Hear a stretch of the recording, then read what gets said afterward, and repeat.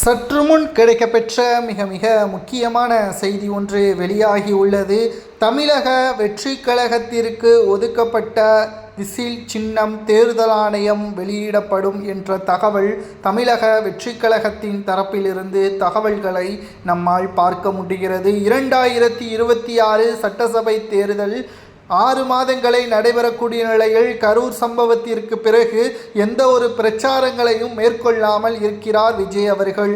தற்பொழுது தேர்தல் ஆணையத்திடம் விசில் சின்னம், காளை சின்னம், குறிப்பாக கால்பந்து சின்னம், பேனா சின்னத்தை கேட்டு கடிதம் ஒன்றை அனுப்பியிருந்தார். தற்பொழுது பேனா மற்றும் கால்பந்து, விசில் சின்னத்தில் 3இல் ஏதாவது ஒன்று கிடைக்கும் என்ற தகவல் தேர்தல் ஆணையத்திடம் இருந்து தகவல்களை நம்மால் பார்க்க முடிகிறது.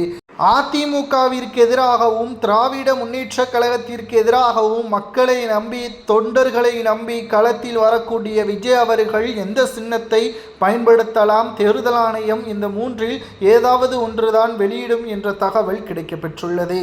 அதிமுகவிற்கு எதிராகவும் திமுகவிற்கு எதிராகவும் விஜய் அவர்களுக்கு விசில் சின்னம் பயன்படுத்தலாமா அல்லது கால்பந்து சின்னம் பயன்படுத்தலாமா, பேனா சின்னத்தை பயன்படுத்தலாமா, உங்களது விருப்பம் என்ன என்பதையும் கமெண்ட் வாயிலாக கூறுங்கள்.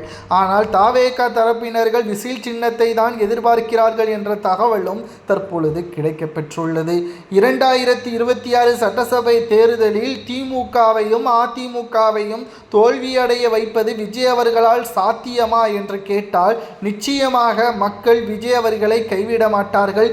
இதுவரைக்கும் ஒரு மாற்றத்தை எதிர்நோக்கி காத்து கொண்டிருக்கின்ற மக்கள் திமுகவும் வேண்டாம் அதிமுகவும் வேண்டாம் என்ற முடிவிற்கும் வந்துவிட்டார்கள். இதனால் விஜய் அவர்கள் வெற்றி அடைவது உறுதிதான் என்ற தகவலையும் நம்மால் பார்க்க முடிகிறது. 2026 சட்டசபை தேர்தலில் திராவிட முன்னேற்ற கழகம் எதிர்க்கட்சி அந்தஸ்து இழக்கும் அல்லது விஜய் அவர்கள் தலைமையில் வரக்கூடிய ஆட்சி அதிகாரங்கள் அனைத்தும் கேம் சேஞ்சராக விஜய் அவர்கள் வருவார் என்ற புதிய கருத்து கணிப்புகளையும் நம்மால் பார்க்க முடிகிறது. மேலும் இனி வரக்கூடிய தினங்களில் புதிய சின்னத்துடன் களத்தில் பிரச்சாரங்களை மேற்கொள்வார் விஜய் அவர்கள் என்ற தகவலும் தற்பொழுது கிடைக்கப்பெற்றுள்ளது.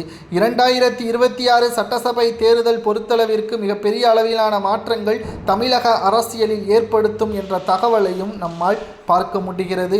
2026 சட்டசபை தேர்தலில் தமிழக வெற்றி கழகத்தை பொறுத்தளவிற்கு மிகப்பெரிய அளவிலான மாற்றங்கள் விசில் சின்னத்துடன் வெற்றியடையலாமா அல்லது விஜய் அவர்களுக்கு என்ன சின்னம் சரியாக பொருந்தும் என்பதை உங்களது கருத்துக்களை மறக்காம கமெண்ட் வாயிலாக கூறுங்கள்.